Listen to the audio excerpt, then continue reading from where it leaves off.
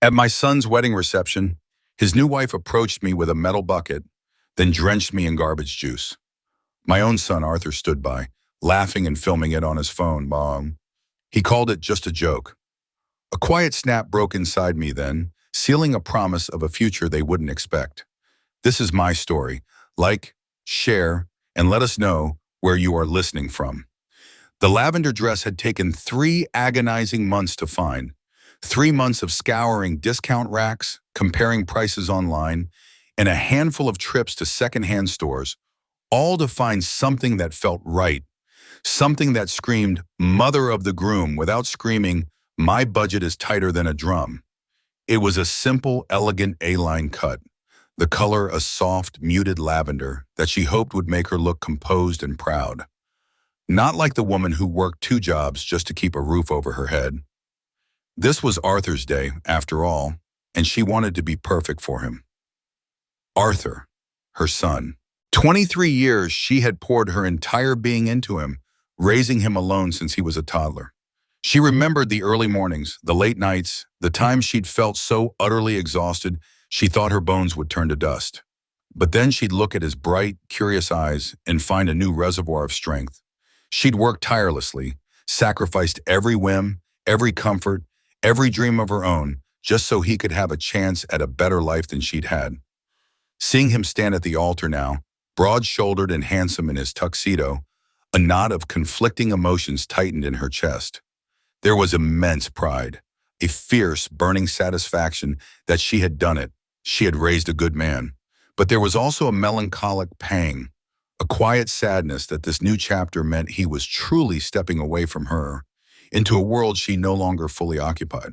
Then Serafina appeared, floating down the aisle like an ethereal vision in a gown that looked like it cost more than Eleanor's annual salary.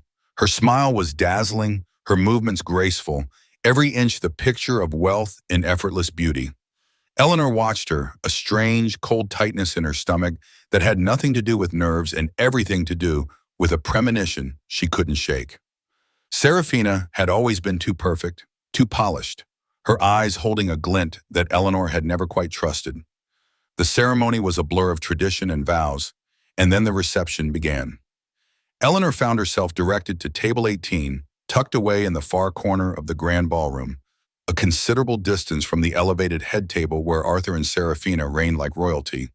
From her isolated perch, Eleanor felt like an observer at her own son's wedding, an invited guest but not truly a part of the inner circle. She watched as other family members, distant cousins she barely knew, mingled freely closer to the wedding party, while she, Arthur's mother, was relegated to the periphery.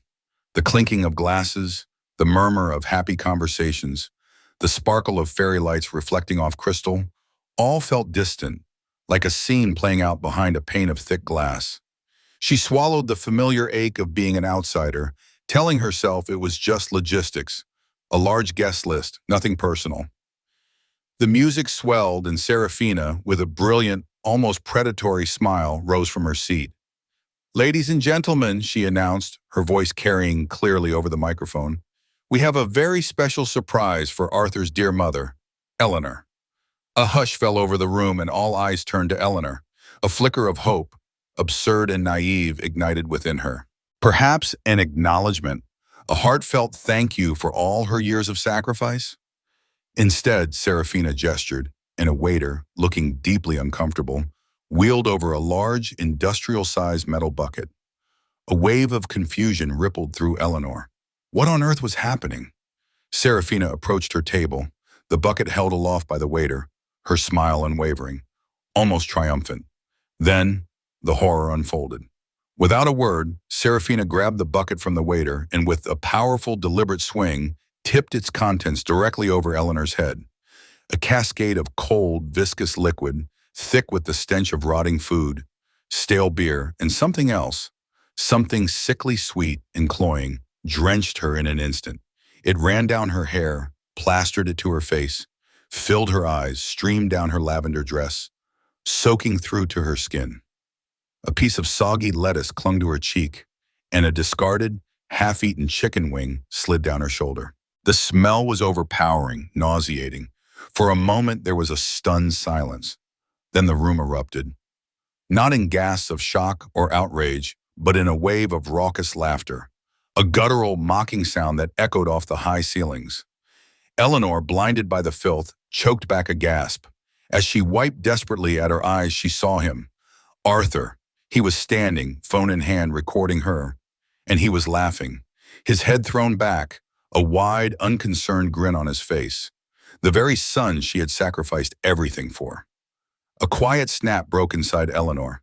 It wasn't an emotional outburst, but a cold, crystalline fracture deep within her soul. The kind of sound only she could hear. In that single agonizing moment, the depth of Arthur's betrayal, the callous cruelty of Serafina, shattered every illusion she had ever held about her place in their lives, about her son's love. Serafina, still smiling, lowered the now empty bucket. "Oh, Mom," she cooed, her voice dripping with fake sweetness. "It's just a joke. Lighten up." Eleanor tried to speak, her voice a raw, choked whisper, but no words came. She looked at Arthur, her eyes pleading, searching for some sign of the boy she knew, the boy who would never stand by and watch his mother humiliated. But his face remained a mask of amusement, his phone still aimed at her. "Mom, relax," he said, finally lowering his phone, though the grin lingered. "It's just a joke. You'll laugh about this later, I promise." His words were like daggers, twisted and coated in poison. Just a joke. The casually dismissive tone, the way he waved off her profound humiliation as if it were a spilled drink. Tears, hot and stinging, mixed with the cold, foul liquid on her face. Eleanor pushed herself away from the table, her ruined lavender dress clinging to her, every squishing step announcing her departure. She stumbled through the tables, ignoring the stares, the lingering snickers, the uncomfortable silence that finally began to descend on some guests. She found refuge in the ladies' room, a pristine white space that now felt impossibly stark against her soiled reality. Her reflection in the mirror was a grotesque parody of her earlier aspirations. Hair matted with refuse, her face streaked with grime and tears, the elegant lavender dress now a pathetic, stained rag.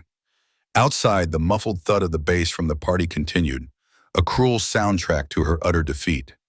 As she stared at herself, the memory of Serafina's first meeting with Arthur, nearly 2 years ago, resurfaced with chilling clarity. Serafina, then an intern at Arthur's firm, had been all deferential smiles and flattering questions. "Oh, Eleanor, you must be so proud of Arthur," she'd purred, her eyes even then seeming to assess rather than admire. Eleanor had dismissed her own unease then, attributing it to a mother's natural wariness of any woman who dared to capture her son's attention. But gradually, subtly, Serafina had begun to build walls. Calls to Arthur would go unanswered, then returned with a breezy, "Oh, Serafina and I were just busy." Invitations to dinner would be made and then canceled. Holidays became increasingly dominated by Serafina's family. Eleanor hadn't seen it for what it was until now, a calculated, systematic erasure. A young woman, a guest Eleanor didn't recognize, entered the bathroom. Her eyes widened at the sight of Eleanor, and a look of genuine pity softened her features. "Are you all right?" she asked softly, offering a tissue. "I saw what happened. It was awful." Eleanor could only shake her head, incapable of speech. The kind stranger's words were a small comfort, but they only served to highlight her profound isolation. She felt utterly alone, abandoned by the very person she had lived for. But as she looked at her ruined reflection again, something new flickered within her, a cold, hard spark ignited in the embers of her despair. She would not let Serafina see her broken. She would not let Arthur see her defeated. This humiliation, this betrayal, it was not the end. It was the beginning of something else entirely. Just as this resolve solidified, a sudden jarring crash echoed from the ballroom, followed by shouts and a panicked scream, indicating that the chaos outside was only just beginning. 3 years before the wedding, the phone call had come, bubbling with an excitement Eleanor hadn't heard from Arthur since his college acceptance letter. "Mom, you won't believe her," he'd gushed, his voice practically vibrating through the receiver. "She's incredible. So successful, beautiful, confident. Her name's Serafina, and I think she's the one." Eleanor's heart had swelled with happiness for him. All she ever wanted was for Arthur to find love, a partner who would cherish him. Their first dinner together was at a trendy, expensive restaurant Arthur insisted on paying for. Serafina, even then, was striking. Impeccably dressed, perfectly made up, with an air of sophisticated detachment. Eleanor had tried to engage her, to find common ground, but Serafina's responses were eclipsed, her gaze piercing, like she was cataloging Eleanor's every flaw. Instead of sharing anecdotes or asking about Arthur's childhood, Serafina had focused on Eleanor's life. "You're a nurse, correct?" she'd asked, her tone flat, not curious. "And you still live in that small apartment in the city? The one Arthur grew up in?" Each question felt less like an inquiry and more like an assessment, a judgment of Eleanor's modest circumstances. Eleanor, ever the optimist, tried to brush it off, attributing it to Serafina's nerves. Perhaps she was just shy, or trying to impress Arthur by appearing discerning. After dinner, as they stood outside waiting for their cars, Serafina had leaned in, her voice dropping to a low, almost conspiratorial whisper. "Arthur and I have big plans, Eleanor. Really big plans. We can't have anything holding us back." The words hung in the crisp night air, a veiled warning disguised as ambition. Eleanor had frowned slightly, dismissing it as Serafina's intense focus on her future. Perhaps a little awkwardness in articulating her drive. She didn't dwell on it, eager to embrace the woman who made her son so happy. But then the pattern began. It was subtle at first, almost imperceptible. Invitations to family gatherings that Arthur mentioned in passing, but which never quite materialized in Eleanor's inbox. When she'd gently inquire, Arthur would seem flustered, saying, "Oh, Mom, that was just a small get-together, nothing big." Serafina would often interject, her voice smooth and dismissive. "Yes, Eleanor, just a few work colleagues. You wouldn't have known anyone, darling. We'll plan something proper soon." But something proper never came. Then came the ageist comments, delivered with a smile, a light touch on Eleanor's arm that felt anything but affectionate. "Oh, Eleanor, you still prefer that traditional kind of music? Arthur and I are into something a bit more contemporary." Or, "Don't worry, Arthur, I'm sure your mom can handle that. She's not quite elderly, but not exactly young anymore either. Are we, dear?" Each remark, small and seemingly innocuous on its own, chipped away at Eleanor's confidence, making her feel less relevant, less vibrant, simply old. Eleanor tried, truly she did, to connect with Serafina. She'd suggest a coffee, a shopping trip, or offer advice when Arthur mentioned a problem at work. Serafina would always have an excuse: a packed schedule, an urgent client meeting, a sudden headache. Or she would simply change the subject abruptly, redirecting the conversation to her own achievements, her latest acquisition, her perfectly curated life. Any attempt from Eleanor to share her wisdom, born of years of experience, was met with a dismissive wave of the hand, or a curt, "Oh, I've already handled that, thank you." Arthur, meanwhile, became Serafina's unwavering defender. When Eleanor delicately tried to express her feelings, saying, "Arthur, sometimes I feel like Serafina is pushing me away," he would quickly grow agitated. "Mom, you're being paranoid. Serafina loves you. She's just busy, ambitious. You're overthinking it." Or, "You're being overly emotional, Mom. Not everything is a slight against you. You need to relax." His words, meant to soothe, felt like a judgment, driving a wedge between mother and son that Serafina had so cleverly placed. The handmade quilt incident was a particular sting. Eleanor had spent months creating a beautiful patchwork quilt for Arthur and Serafina's new apartment. Each square was carefully chosen, some from Arthur's old baby clothes, others from a favorite shirt of his father's, weaving together a tapestry of their family's story. It was a gift of love, of memory, meant to bring warmth and comfort to their shared space. At their first Christmas party in their apartment, Eleanor proudly presented it. Serafina unwrapped it, her perfectly manicured fingers holding it up, with an expression of barely concealed disdain. "Oh," she said, her voice a little too loud. "How rustic? Where exactly would we display this, Arthur?" She didn't even try to hide her amusement. Arthur again just chuckled nervously, shrugging his shoulders. The quilt was never seen again. Eleanor never asked about it, but its disappearance symbolized Seraphina's utter disregard for anything that connected Eleanor to Arthur's past, or her son to Eleanor. The weekly calls Eleanor shared with Arthur, a tradition since his college days, slowly eroded. Seraphina would frequently intercept the calls, her voice a little too sweet. "Arthur's in a meeting, Eleanor," or "He's just stepped out.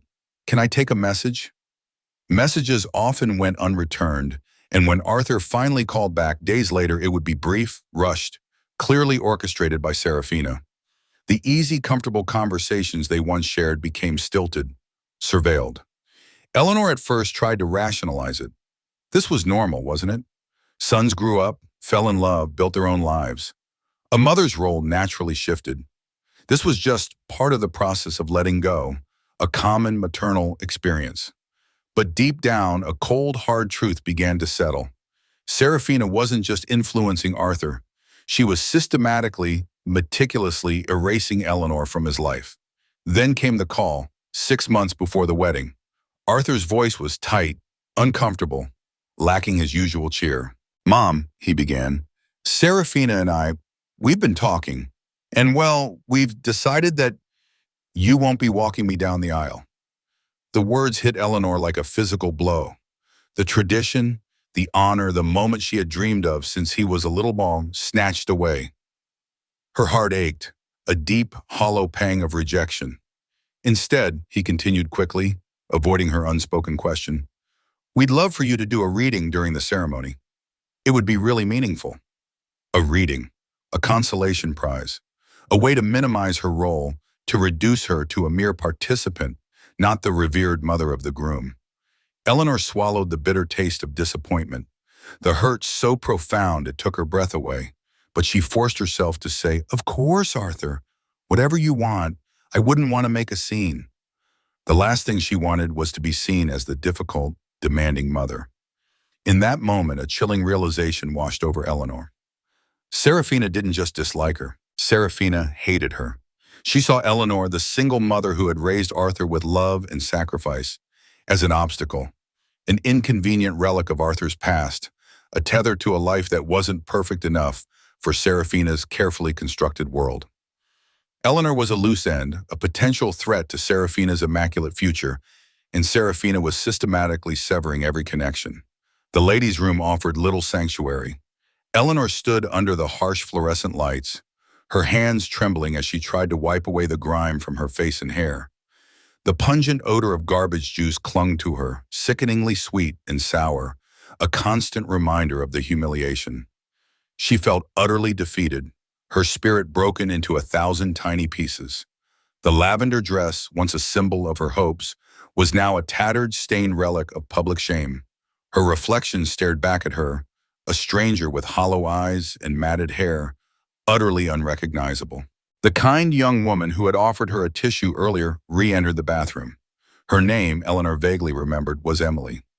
Emily's eyes were wide with genuine sympathy. "Are you really okay?" she asked, her voice hushed. "You shouldn't stay here. You should just leave.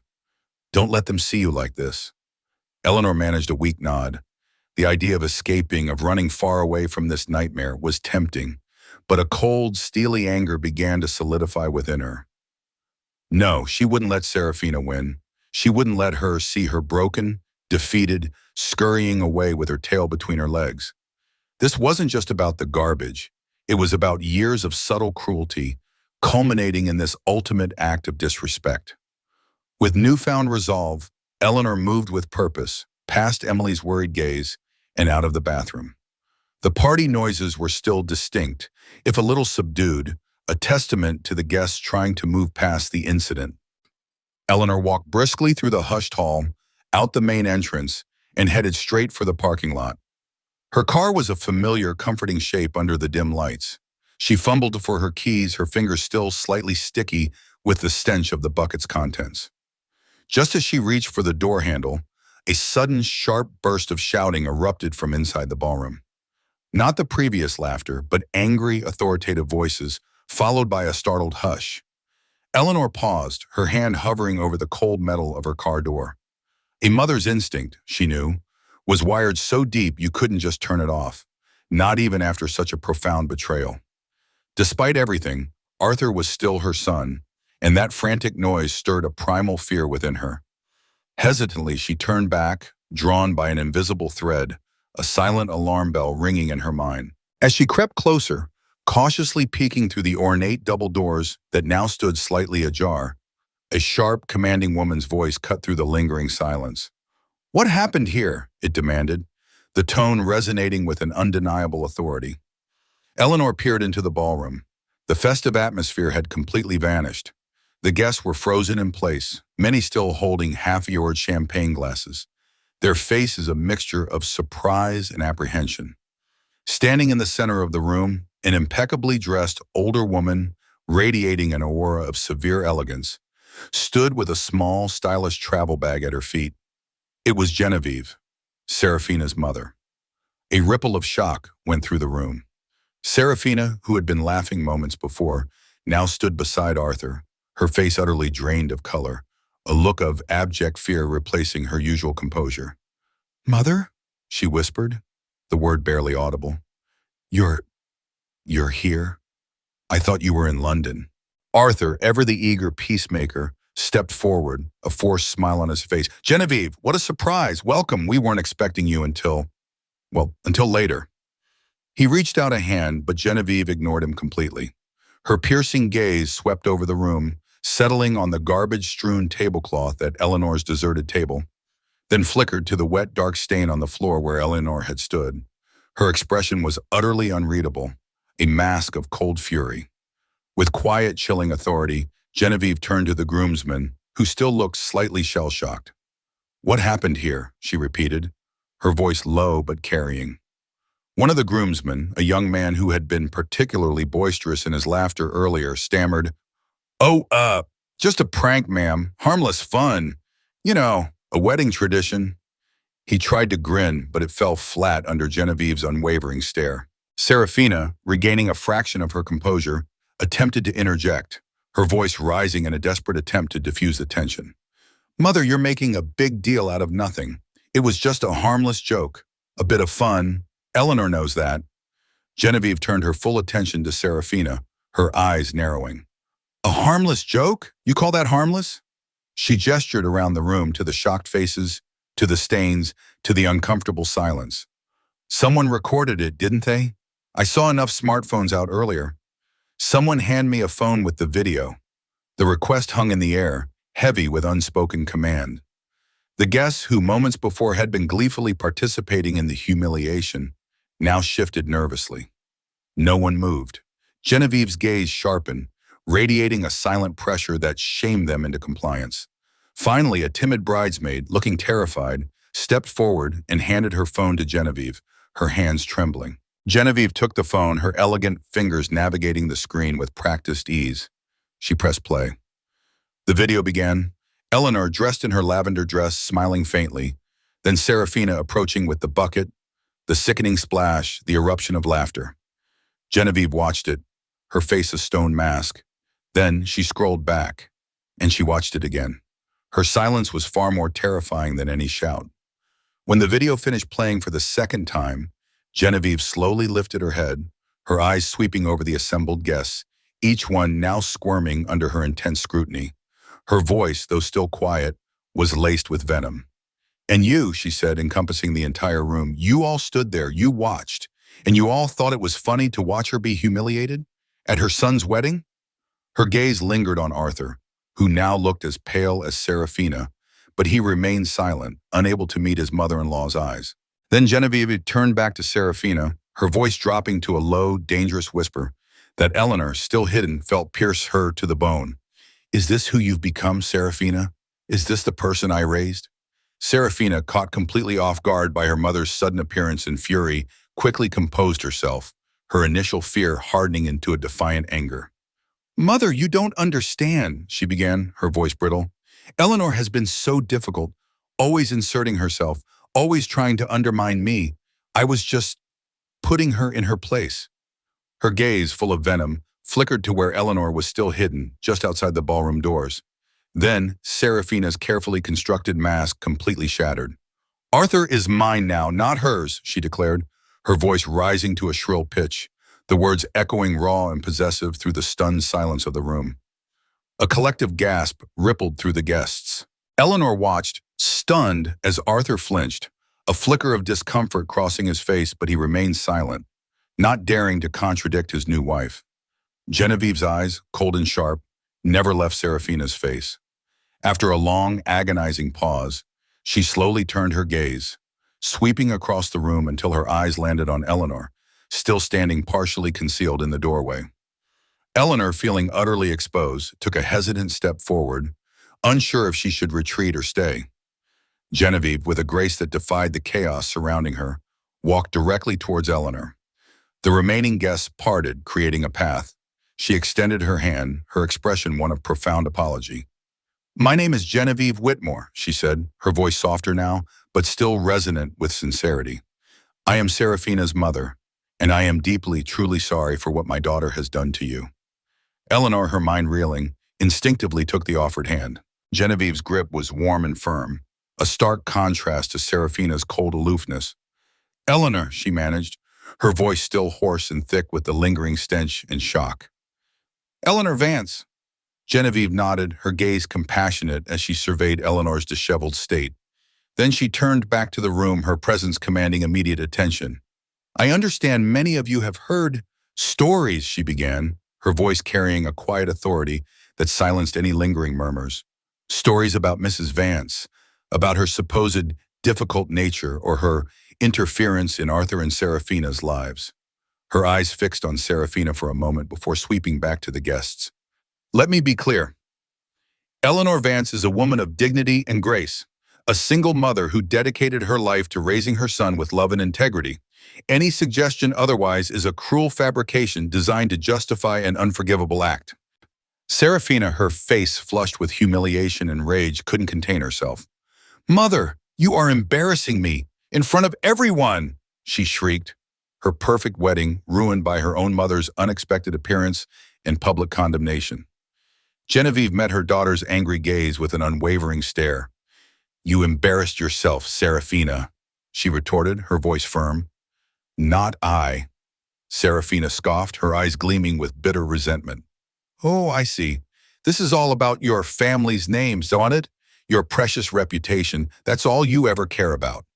Genevieve's expression remained calm, yet her words held an undeniable power. "My reputation, Serafina, is built on character, integrity, and treating people with basic human decency. Something you seem to have forgotten entirely." Her words were a chilling rebuke, cutting through the thin veneer of Serafina's self-justification. Arthur, finally finding his voice, albeit a weak one, stepped forward, attempting to mediate. "Everyone, please," he pleaded, his gaze darting nervously between Serafina and Genevieve. "Can we all just calm down? This is a wedding." Genevieve's focus, which had been squarely on Serafina, now shifted entirely to Arthur. Her eyes, filled with a deep disappointment, bore into him. "Arthur," she began, her voice steady and deliberate, "when your bride poured garbage on your mother, what did you do?" Arthur visibly recoiled, his face paling further. He stammered, It was just a prank. I didn't think—" Genevieve cut him off, her voice devoid of emotion.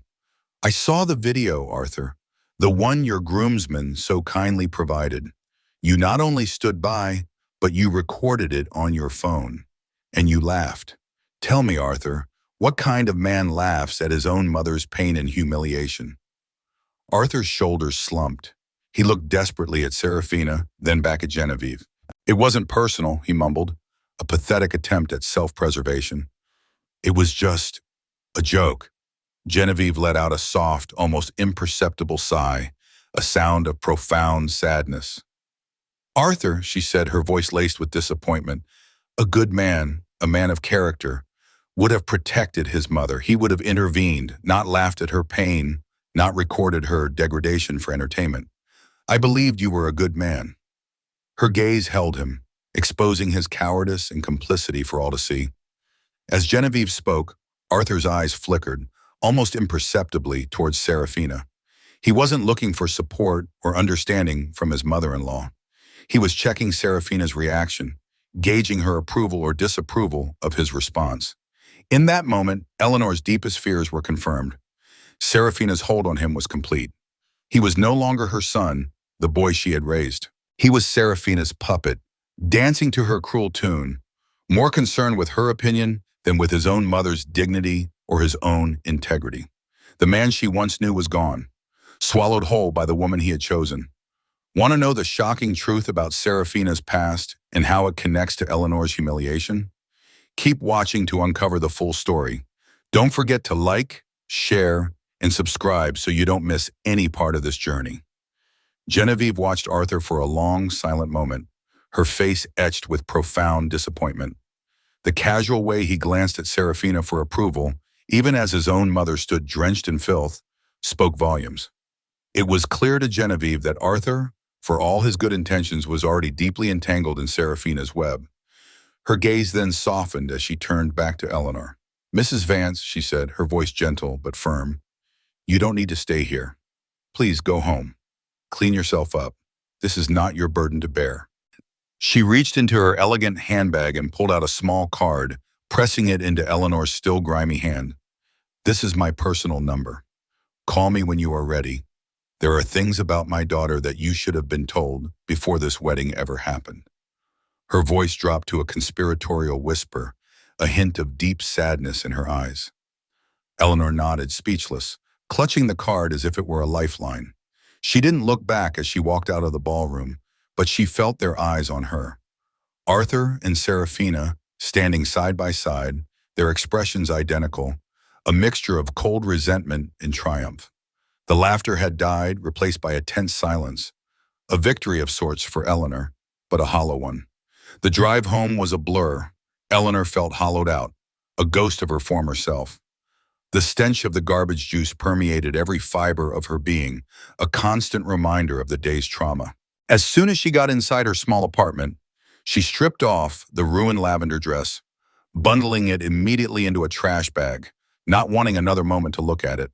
She scrubbed her skin raw in the shower, the hot water washing away the physical grime, but doing little to cleanse the deep-seated humiliation and pain. She cried until she had no more tears left, then collapsed into an exhausted sleep. The next morning, Eleanor woke with a leaden heart. The memories of yesterday's events were sharp and brutal, but also a sense of quiet determination had taken root. Genevieve's words, her genuine apology, and the mysterious hint about Serafina's past pulsed in Eleanor's mind. She pulled out the card, her fingers tracing the embossed letters. After a moment of hesitation, she dialed the number. Genevieve answered on the second ring, her voice warm and clear despite the early hour. "Eleanor, thank you for calling." She immediately suggested they meet for lunch at a quiet hotel restaurant downtown, away from prying eyes. When Eleanor arrived, Genevieve was already seated, an elegant figure against the backdrop of the understated decor. She looked tired, her eyes showing the strain of a sleepless night, but her resolve was firm. After ordering tea, Genevieve leaned forward, her gaze unwavering. "Eleanor," she began, her voice low and earnest, "what happened yesterday? What my daughter did to you, it wasn't your fault, and it wasn't random."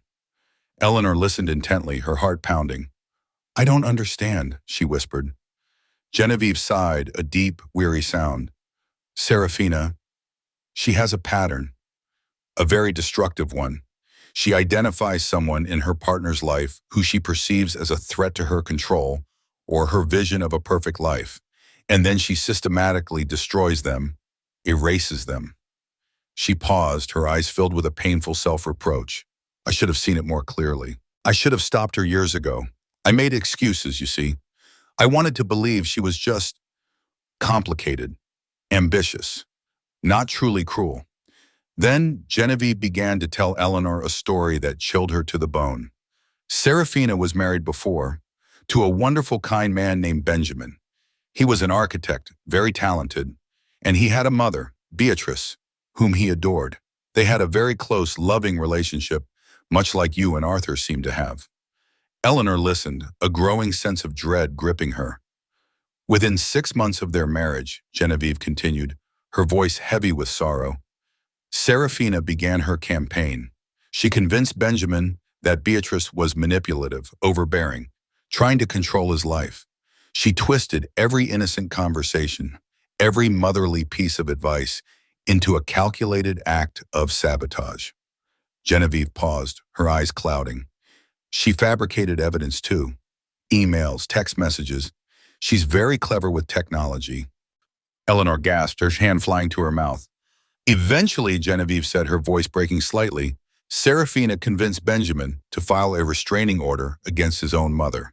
He cut Beatrice out of his life completely. He believed Serafina entirely. The cruelty of it made Eleanor's stomach churn. What happened to Beatrice? She died of cancer 2 years later, Genevieve replied, a tear tracing a path down her cheek. Alone.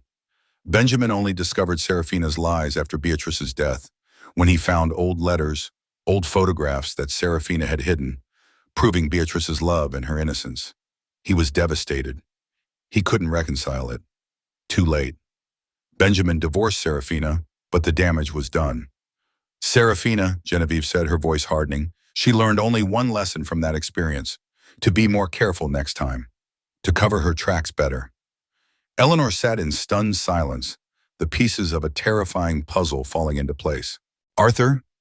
He knows nothing of this, does he? Genevieve shook her head. Of course not.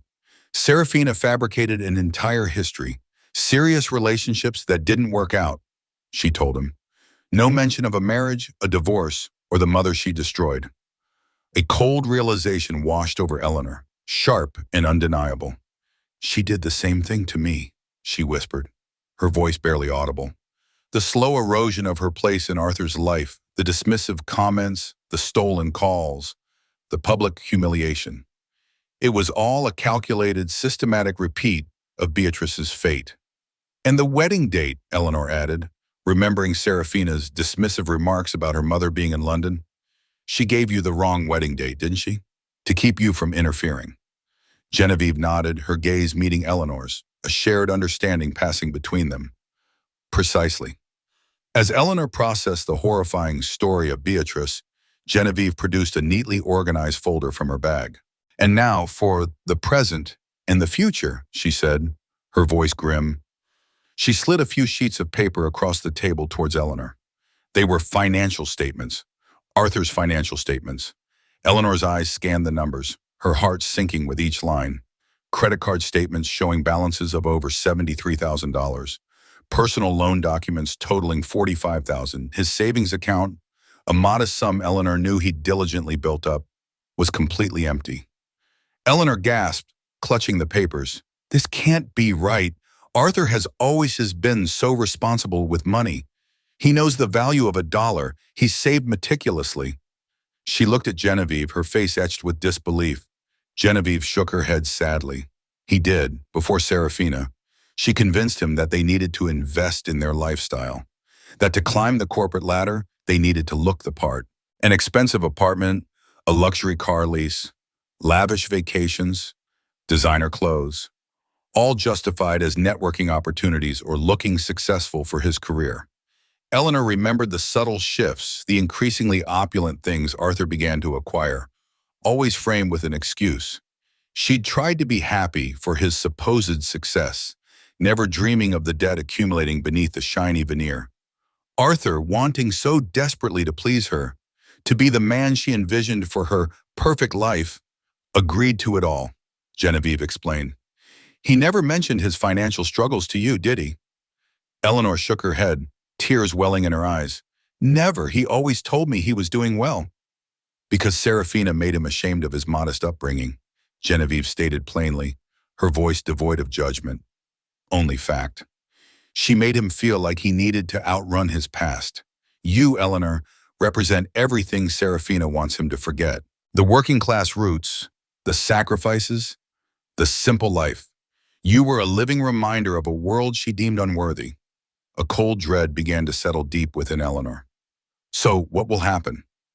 She will bleed him dry, Genevieve said, her voice chillingly calm. Every last penny. And then, when there's nothing left, when his credit is ruined and his career might be in jeopardy from the stress, she will move on. That is her pattern. But you cut her off, didn't you? Eleanor asked, remembering Genevieve's stern declaration at the wedding. I did, Genevieve confirmed, which means she will target Arthur's income with even greater intensity. And when that's not enough, she will look for other sources. Eleanor's stomach twisted. What other sources? Genevieve's eyes met hers, holding a silent warning. Your assets, Eleanor.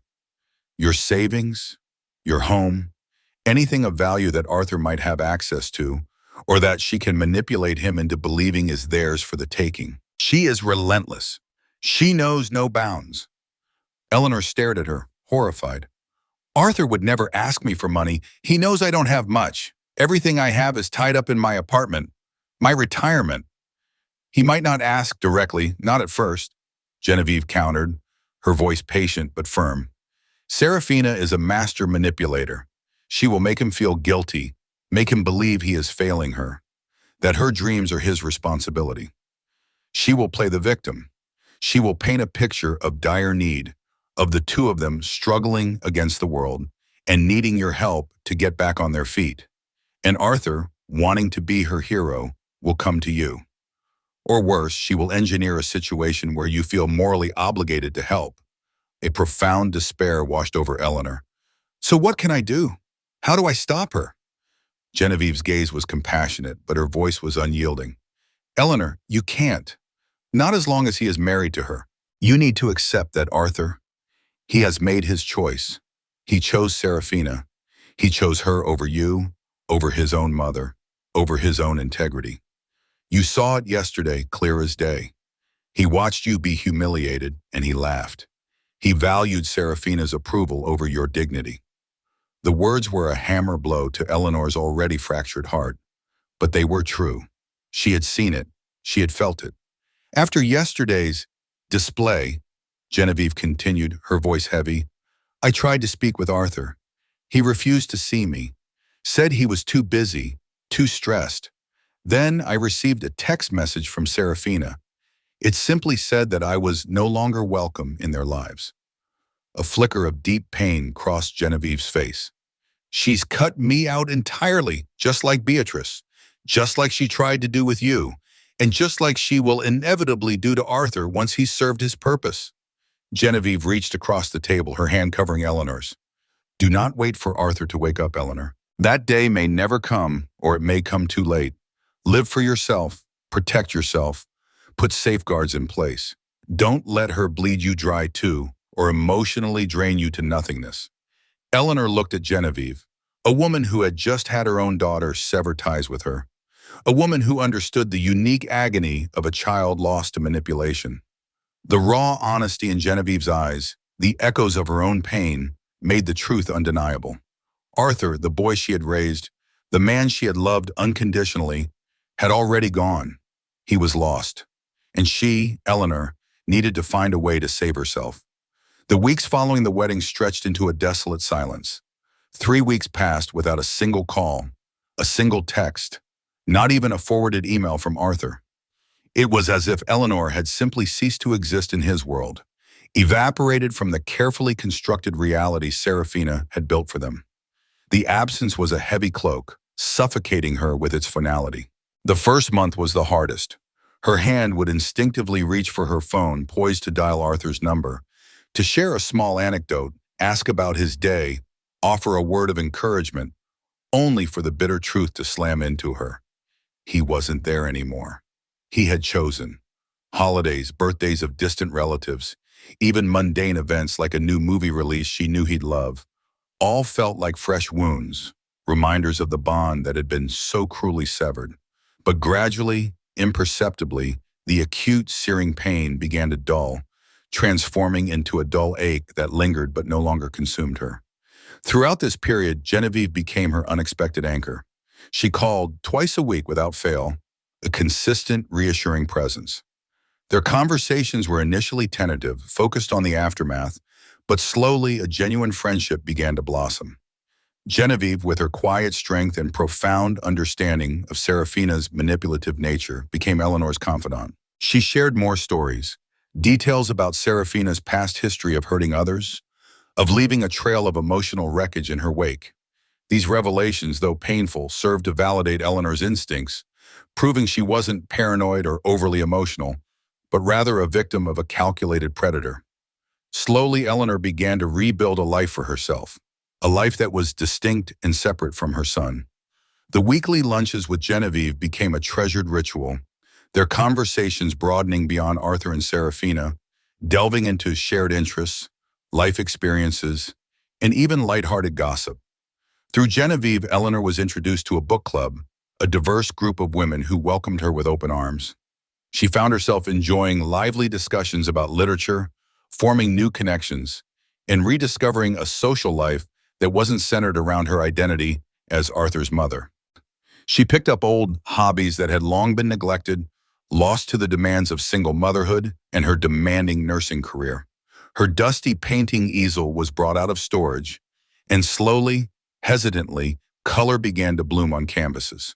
Her small apartment walls, once sparsely decorated, began to fill with her vibrant landscapes and abstract pieces, each stroke a small act of defiance, a reclaiming of self. Then, unexpectedly, she even started dating.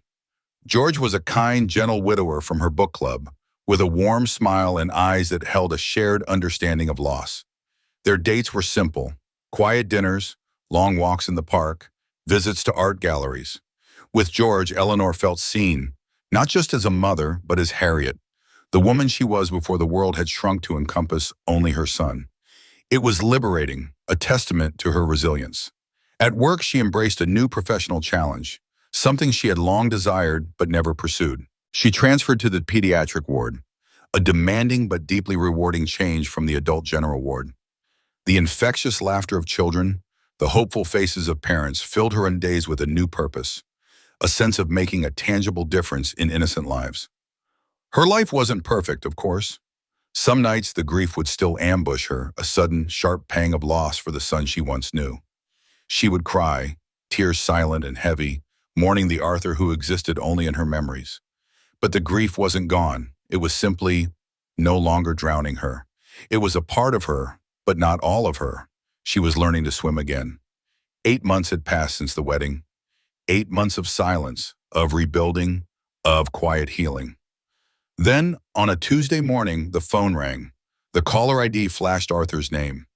Eleanor's heart leaped into her throat, a jolt of pure, instinctual maternal concern. She hesitated, the phone vibrating in her hand, Genevieve's warnings echoing in her mind.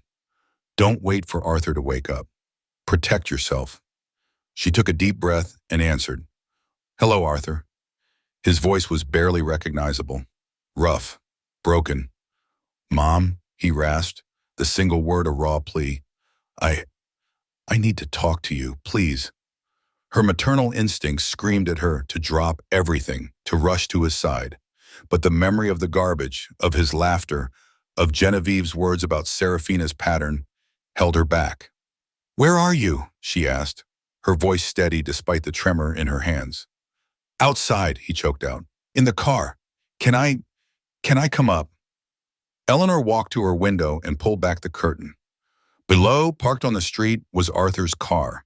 He was slumped forward, his head resting on the steering wheel, his shoulders shaking. He looked gaunt, pale, utterly defeated. He looked, she realized, with a fresh pang of sorrow. Terrible. Eleanor opened the door and Arthur stepped inside her apartment. His usually vibrant presence now diminished. He looked around, his eyes scanning the walls adorned with her new paintings, lingering on a brightly colored abstract piece near the window. His gaze was hollow, haunted, a stark contrast to the lively, confident son she remembered. He seemed smaller, defeated. He sank onto the edge of the couch, not meeting her eyes. Eleanor remained standing, a deliberate distance between them. Her heart ached at the sight of him, but the old, unconditional maternal instinct was tempered by the wisdom and pain of the past 8 months. Finally, he spoke, his voice barely a whisper. I left her, Mom. I left Serafina. Eleanor felt a mix of relief and a profound sadness. It was over, but at what cost? You and Genevieve, he continued, finally looking up, his eyes bloodshot. You were right about everything. He ran a hand through his disheveled hair, a gesture of deep despair. God, Mom, I've been so stupid. Then the dam broke. Arthur buried his face in his hands and wept, deep, racking sobs that shook his entire frame. Eleanor watched him, tears silently streaming down her own face. The sight of her son, once so vibrant and full of life, now so utterly broken, was almost unbearable. Between gasps, he began to confess the full extent of Serafina's devastation. She, she destroyed me, Mom, financially, emotionally. He lifted his head, his face a mask of anguish. I'm in over 68,000 in debt. Credit cards, personal loans, all maxed out. My savings, gone. The house is gone. The car is, everything is good. He explained how the financial strain had affected his work, leading to declining performance, and ultimately, the loss of his job. I lost my job last week, Mom, everything. He looked at her then, a raw, naked plea in his eyes. The worst part, Mom, the absolute worst part is what I did to you. At the wedding, I saw it all. I watched you, and I just stood there. I laughed. I chose her. I chose her over you. My own mother. His voice broke, choked with remorse. Eleanor, despite her own tears, maintained a steady, calm voice. She needed to understand. What changed, Arthur? Why now? Why did you finally see the truth? He reached into his pocket and pulled out his phone, his fingers fumbling as he scrolled through it. Her laptop, he whispered, holding it out to her. I found it. Messages. To her friend, she was bragging. Eleanor took the phone, her hands trembling as she read. The messages were a horrifying glimpse into Serafina's cold, calculating mind. Serafina detailed her plans to drain him completely, boasting about how easy it was to manipulate Arthur. She gloated about the garbage stunt at the wedding, expressing her pleasure at Eleanor's public humiliation. Arthur's mother just won't go away, one message read, laced with disdain. But she'll learn her place soon enough. There were casual references to Benjamin, her previous husband, and how she'd learned a lot from that experience, confirming Genevieve's chilling account. The cruelty was breathtaking. The calculated manipulation, the utter lack of empathy, the blatant delight in her destruction of both Eleanor and Arthur was sickening. Eleanor handed the phone back to him, her heart heavy. Arthur took it, staring at the screen as if it held a monstrous revelation. I destroyed my relationship with my own mother, he said, his voice raw with self-loathing, for a woman who saw me as a mark, as someone to exploit. I was just a means to an end for her. Eleanor could no longer hold back the question that had gnawed at her for months. But Arthur, why didn't you see it sooner? Genevieve and I both tried to warn you. I told you I felt she was pushing me away. Genevieve even flew all the way here to confront her. He looked away, shame painting his face. I didn't want to, Mom, he admitted, his voice barely audible. She made me feel important, successful. She made me believe that she was my ticket to a better life, a life where I wasn't that kid from the small apartment, raised by a single mom who worked tirelessly but never quite broke through. He took a shaky breath. I was ashamed, Mom, ashamed of my background. And I blamed you and my twisted mind for not giving me the advantages other kids had. The confession hung in the air, a painful wound exposed. It hurt deeply to hear him admit to such a profound misunderstanding of her sacrifices, her love. But there was also a glimmer of truth, a raw honesty that had been absent for so long. He looked at her again, his eyes filled with a genuine, desperate contrition Eleanor hadn't seen in years. I know I don't deserve forgiveness, he whispered, his voice cracking. I know I can't undo what I did to you, to my own life. But Mom, I'm so sorry. Arthur's apologies hung heavy in the air, thick with the weight of his remorse. Eleanor looked at him, her heart still aching, but her mind clear. She knew the pain he was in was real, but she also knew that apologies alone could not erase years of neglect, manipulation, and the ultimate public humiliation. Arthur, she began, her voice steady, despite the tremor she felt deep inside. I hear your sorrow. I see your pain. But sorry doesn't erase 8 months of silence. It doesn't erase you calling me jealous, or manipulative, or paranoid. She paused, gathering her strength. And this isn't your first disappointment, son. You started pulling away from me long before Serafina ever came along. Arthur flinched, his head dropping. I know, he mumbled, his voice hoarse. I was, I was embarrassed, Mom, of your apartment, of your of, of our life. Serafina just gave me permission to act on feelings that were already there, to chase something I thought was better. The admission stung, a deep, familiar ache. It was the confirmation of a fear she had harbored for years, now spoken aloud. But it also offered a strange kind of liberation, a clear understanding of the distance that had grown between them.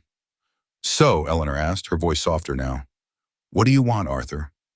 What are you looking for? He lifted his head, his eyes meeting hers, hesitant but hopeful. A chance, he whispered, a chance to rebuild. Maybe, if you'd have me. Eleanor nodded slowly. This was the moment, the opportunity for a new beginning, but on her terms. It can't be like before, Arthur, she stated, her voice firm. I'm not going back to being the mother who sacrifices everything, who constantly worries and tries to fix things, only to be pushed aside. I won't be that person anymore. She took a breath. I need to see real change, Arthur. Not just words, not just promises. I need to see you taking responsibility for your actions, for your life. And you need to truly understand why you allowed this to happen. I've already started therapy, Mom, he interjected, a flicker of resolve in his eyes. Last week, to figure things out. A small, quiet sense of pride stirred within Eleanor. That was a start, a real tangible step. Arthur then looked at her, a genuine curiosity in his expression. Mom, he asked, in the last 8 months, without me, have you been happy? The question hung in the air, challenging her. Eleanor didn't hesitate.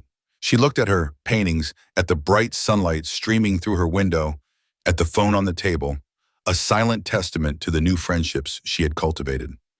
Yes, Arthur, she said, her voice clear and strong. I have. I found Genevieve, a true friend.